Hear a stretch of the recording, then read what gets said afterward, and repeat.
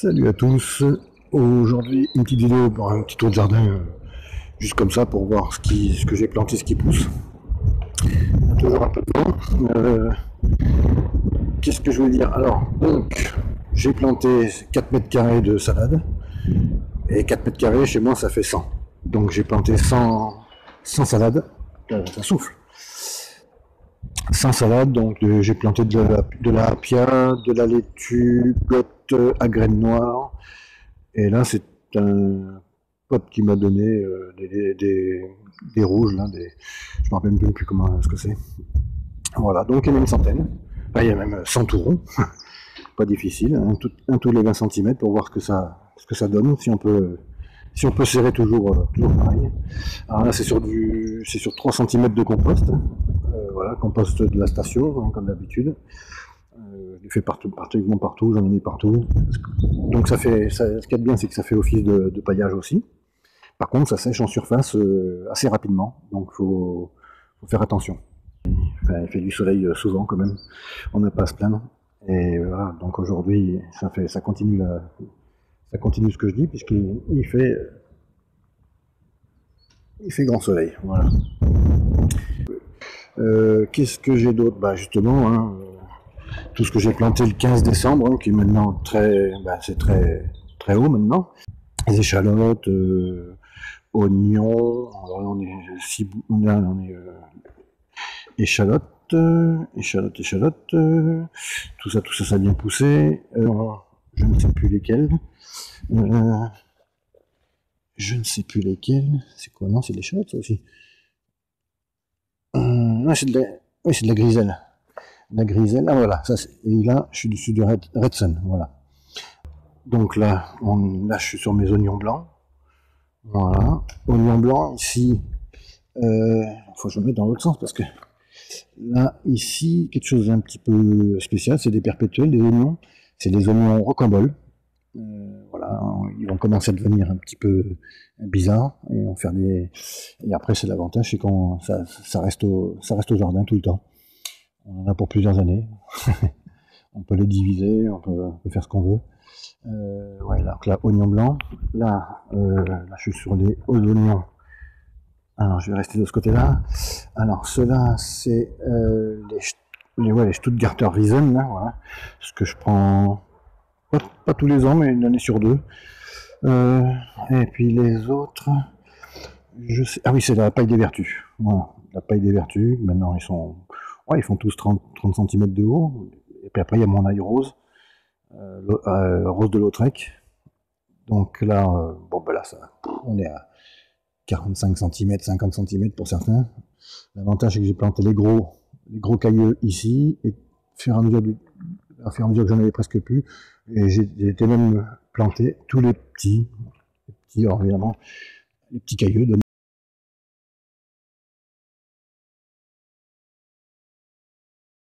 des petits, ouais, ça donne des petits plants.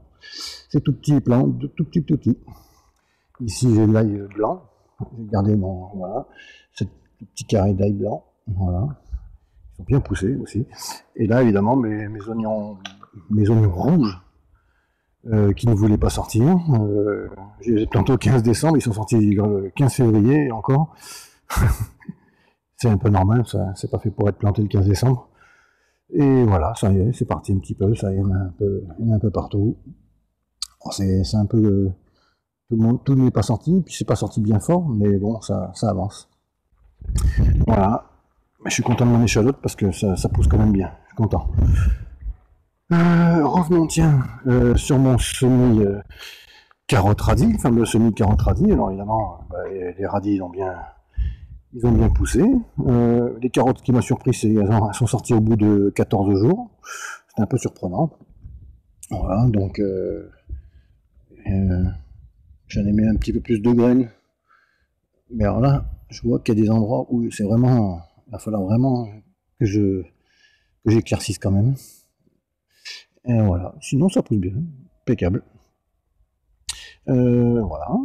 Qu'est-ce qu'il y a d'autre? Après, les fraises, hein, qui sont en fleurs depuis un peu plus d'une semaine. Voilà. Ça y est, c'est parti aussi. Voilà. Donc là, il y en a partout. Alors, tout ça, c'est de la gariguette et je sais plus quelle. J'en ai une deuxième, mais je me rappelle jamais de la variété. Voilà. Alors, je voulais vous parler vite fait un petit peu de la Maestro. Voilà.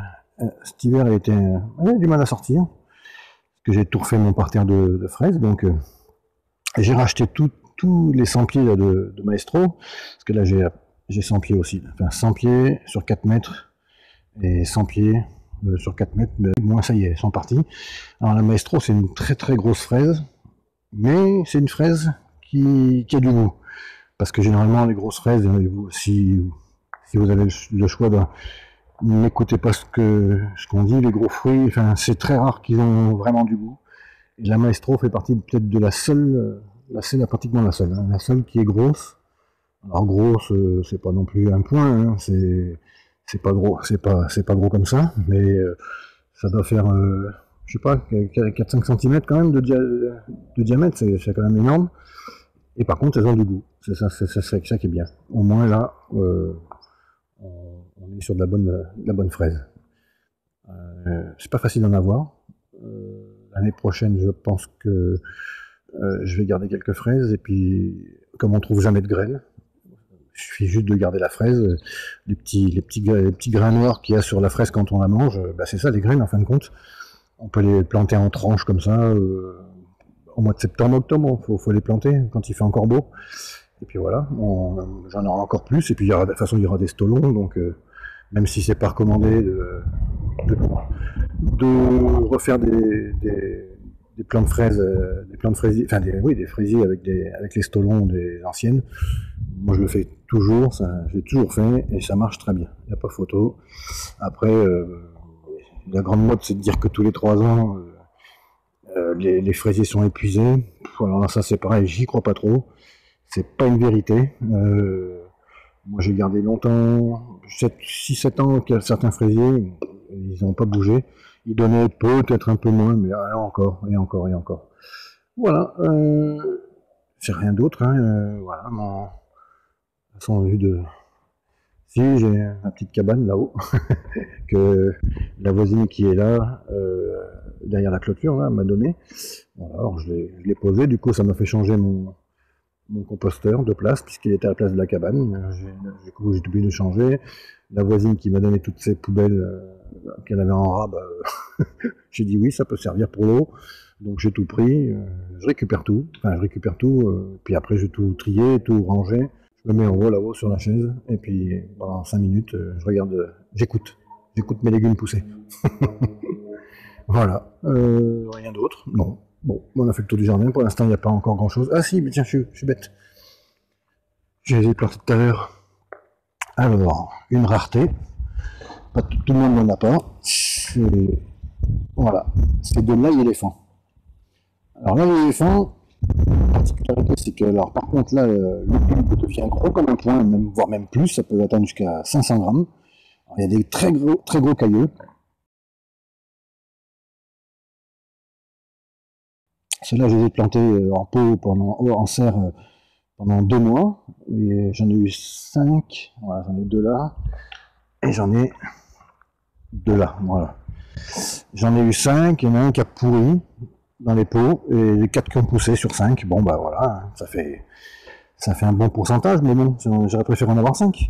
Alors, c'est bizarre cet éléphant. Je lui dis, à part que c'est très, très, très gros. Et ce qui pousse là, bah, c'est un poireau. Alors, c'est bizarre, mais c'est comme ça. C'est l'équivalent d'un poireau. L'ail est en dessous, et c'est un poireau qui pousse au-dessus. Et normalement, ça peut faire jusqu'à 1 mètre. Donc, voilà, je n'ai pas encore tout compris comment on le récupère, comment on le mange, Mais bon, je vais me débrouiller avec ça. Je verrai bien. Voilà. L'ail éléphant. Voilà, vous pouvez. Je l'ai acheté je l'avais fait dans ma vidéo, je l'ai acheté chez Graines Bomo, dont j'étais pas content d'ailleurs. Il y avait que qu'on avait à cette époque-là, c'est toujours pareil. Mais c'est vrai que 5 cailleux, j'en ai eu pour je sais plus combien d'euros, 6 ou 7 euros, c'est pas donné. L'avantage, c'est pareil, c'est un perpétuel, soit on le laisse en place et ça repousse l'année d'après, soit on le divise, les cailleux, comme de l'année normale, et ça repoussera encore comme d'habitude, le nombre de cailleux qu'on a plantés, en gros, quoi. Voilà. Tiens, je vais regarder combien il faisait entre les deux thermomètres, la différence. Là, on est à 19. Et lui, il dit presque 20. Ouais, oh, de toute façon, ils sont pas calibrés, ces trucs-là, c'est la mort. C'est naze. Sur ce, les gars et les filles, je vous dis bonne journée, portez-vous bien, et à bientôt. Bye bye.